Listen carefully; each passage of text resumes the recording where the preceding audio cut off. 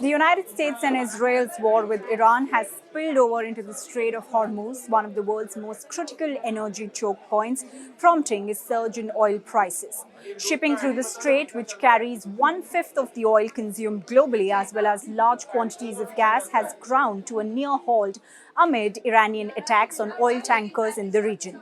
A commander in Iran's Revolutionary Guard Corps said on Monday that the strait was closed and that any vessel attempting to pass through the waterway would be set ablaze. For India, which depends heavily on Middle East crude oil, this could translate into higher fuel prices, inflationary pressures, and economic instability. The Strait of Hormuz lies between the Iran and Oman, connecting the Persian Gulf to the Gulf of Oman and Arabian Sea. At its narrowest, it's just 33 kilometers wide, with shipping lanes barely 3 kilometers wide in each direction. Despite its size, roughly 20% of the world's oil and gas supply passes through this corridor daily, about, say, 20 to 21 million barrels of crude.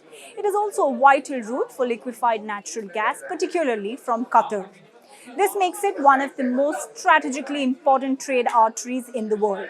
Most oil exports from OPEC producers like Saudi Arabia, Iraq, Kuwait, the UAE, and the Iran move through this strait, particularly to Asia. Qatar sends almost all its LNG exports through these waters. Even the threat of disruption is enough to send prices soaring.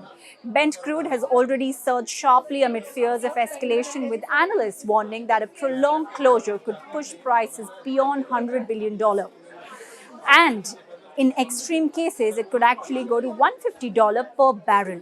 Oil markets are forward looking, traders price in risk. When tankers halt, insurers cancel coverage, and freight rates hit record highs. The impact is immediate, even if the strait is not formally declared closed.